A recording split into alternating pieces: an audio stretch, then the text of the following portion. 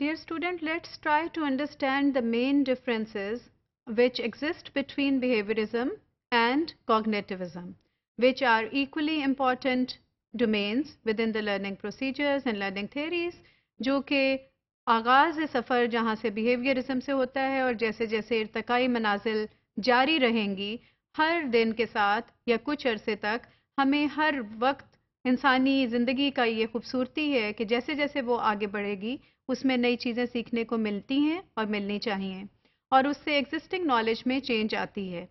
But what are the main differences जो कि behaviourism के अंदर और कॉग्निटिविज्म में मौजूद हैं. और अगर हम ये कहें कि इनमें से एक थेरी बिल्कुल कंडेम्ड हो चुकी है और दूसरी थेरी ने पूरी तरह से ओवरकम कर लिया है तो it will not be true. Behaviorism has its own importance and it is the first work Pioneer work जिससे कि एजुकेशन और लर्निंग के प्रोसीजर को समझने की सबसे पहली इब्तदाई कोशिशें एजुकेशन की रिसर्च के अंदर नॉन रिसर्च के अंदर की गई. बिहेवियरिज्म में मेन फैक्टर है एक्सटर्नल एनवायरमेंटल स्टिमुलाई का, जो कि एनवायरमेंटल स्टिमुलाई हैं. सर्टन ऐसी कंडीशनिंग की जाती है जिसकी मदद से कि बिहेवियर के अंदर डिफरेंट काइंड के बिहेवियर्स को ऑब्जर्व करने में मदद मिलती है. फॉर एग्जाम्पल आप पेवलो का एक्सपेरिमेंट देखें या वॉटसन का एल्बर्ट का एक्सपेरिमेंट देखें या फिर आप थॉर्नडाइक की रिसर्च को देखिए या आप किसी भी और बिहेवियरिस्ट स्कॉलर की रिसर्च को देखें तो आपको मिलेगा देखने को कि उसने सर्टन कंडीशनिंग को इंट्रोड्यूस करवाया और जिसकी मदद से कि सर्टन टाइप के बिहेवियर्स को ऑब्जर्व किया गया, रिकॉर्ड किया गया, which was highly quantifiable data और जो कि बहुत ईजियर टू ऑब्जर्व होता है. इसलिए it's a very very easy research in a way कि आप उसमें बहुत इन डेप्थ नहीं जा रहे, जो नज़र आ रहा है आप उसी की रिकॉर्डिंग किए जा रहे हैं. सो इसके पास पर्दा जो आपके माइंड में डिफरेंट चीज़ें चलती हैं उनको एक्सप्लोर नहीं किया गया.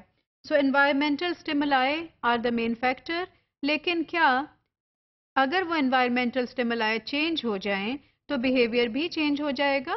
और ऐसा अक्सर होता है कि जब स्टिमुलाई चेंज होता है तो बिहेवियर भी चेंज होता है. इट मीन्स कि learning is not only about that temporary moment जिसके अंदर के हम सर्टन स्टिमुलाई को रखें और सिर्फ हम कह दें कि लर्निंग इसी चीज़ का नाम है. इसका मतलब है कि बहुत से ऐसे फैक्टर्स कार फरमा हैं जो कि उस लर्निंग को बेहतर तौर पे या ब्रॉडर तौर पे डिफ़ाइन कर सकते हैं और उसमें बेहतरी की तरफ मज़ीद एक इंसान को और एक स्कॉलर एक एजुकेशनिस्ट को और अल्टीमेटली लर्निंग के प्रोसीजर को ले जा सकते हैं. कॉग्निटिविज्म ने ह्यूमन माइंड और उसके कॉम्प्लेक्स प्रोसीजर्स को पढ़ने के अमल को आगाज़ किया. उनकी ये अप्रोच थी कि जैसे कि वर्ड कॉग्निटिविज्म इंडिकेट करता है तो कॉग्निटिविस्ट्स की सारी रिसर्च का जो एक नुक्ता नज़र कह लीजिए या उनका मेन फोकस कह लीजिए, एपिसेंटर और ऑल एक्टिविटीज़ का कह लीजिए कि वो एग्जिस्ट करता था, that was all around the domains of learning and it's procedure. कि किस तरह कोई सोचता है, किस तरह से प्रॉब्लम सॉल्विंग में उसकी वो सोचने के तरीका यूज़फुल हो सकता है, बाहर की दुनिया के साथ जब इंटरेक्शन होता है तो वो किस तरह से उस सोच को बेहतर तौर पर आगे ले जा सकता है, उसकी मेमोरी की स्किल्स, उसकी प्रॉब्लम सॉल्विंग की स्किल्स और सारे कॉम्प्लेक्स सिचुएशंस में किस तरह से उसको कौन से स्किल सेट को यूज़ करना है. और पर्टिकुलरली ये हमारे सामने ये चीज़ आई कॉग्निटिविज्म के बाद जबकि सेकेंड वर्ल्ड वॉर में हमें कॉम्प्लेक्स सिचुएशन पे पर्सनल्स और ह्यूमन बींग्स की ज़रूरत पड़ने लगी इंसानों को जो कि कॉम्प्लेक्स सिचुएशन को हैंडल कर सकें. So higher mental procedures, higher level के जो मेंटल प्रोसीजर्स थे, परसेप्शन, इंफॉर्मेशन, डिफरेंट टाइप की retention, processing, languages and knowing. That was all learned under this cognitivist approach. Cognitive theories are research based and more on humans. This is a very important factor.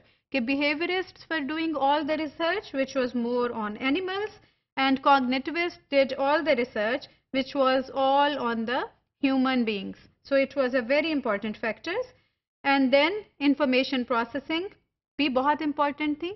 और जब आपने सीख लिया कि आपका दिमाग कैसे सीखता है तो फिर ऑटोमेटिकली नेक्स्ट स्टेप कॉग्निटिविज्म के अंदर आया कि एग्जिस्टिंग नॉलेज को नेक्स्ट लेवल के नॉलेज यानी न्यू नॉलेज की तरफ किस तरह से ले जाया जा सकता है.